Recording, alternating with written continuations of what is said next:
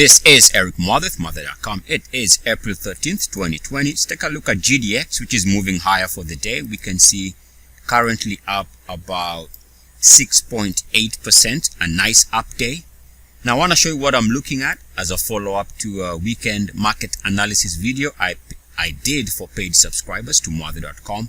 Now, a couple of charts here. We're going to begin with the 2-hourly, actually the 4-hourly chart here. And what I'm seeing here, even as the stock is moving higher, or the ETF, there's this area on the RSI here, which was a challenge. And what we can do is take that information, draw our uniformity resistance line as such.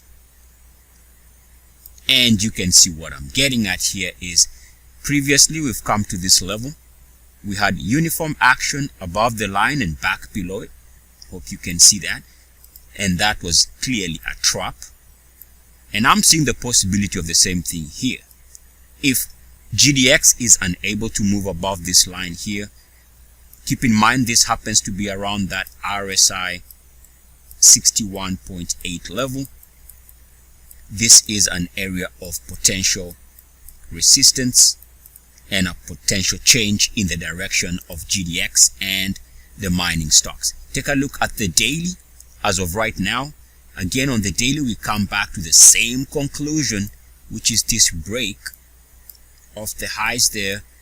We draw a uniformity resistance line based on my uniformity method, my own original method. So you're not going to see this in anybody's video explanation of what's going on in markets other than my own analysis based on my own vantage point. But anyway, we come here, we can see that there was uniform action above the line and back below it. Again, that happens to be a well-crafted, well-manipulated plot to trap people, because after that reversal with uniform action on the RSI, you can see how prices really collapsed.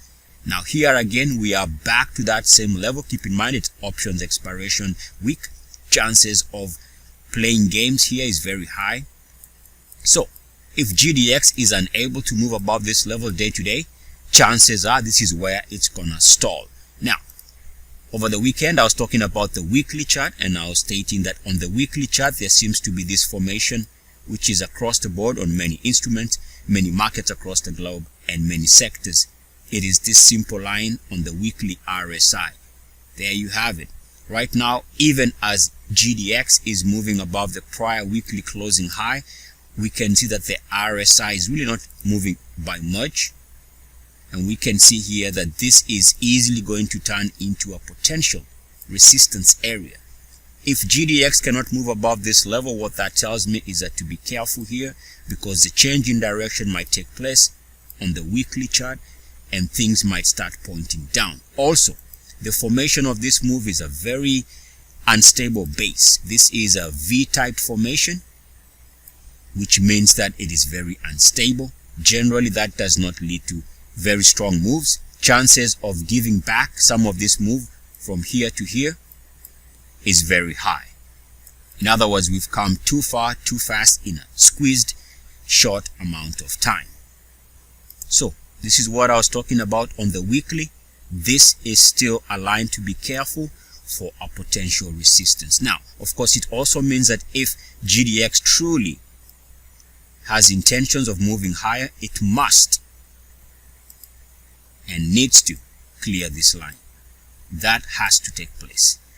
By the way, we can also see that if we take the RSI topside resistance on the weekly chart, this becomes an area of potential resistance. Let me remove that line so we can see now the topside resistance on the weekly. This is also going to play a role if this is confirmed as resistance. And also now, remember, we've looked at the 4-hourly, the daily, and now the weekly. If all of these resistance are respected, chances are we are seeing GDX about to change direction, and we are going to see a massive plunge based on the fact that it's come from way deep in its pullback and is now trading at a lofty price. Chances of a give back are now pretty much self-evident. I would be careful here, because in my opinion, the next major swing trade as far as GDX is concerned This is Eric Muathe with Muathe.com. As always, good luck, peace, and blessings. ETFs.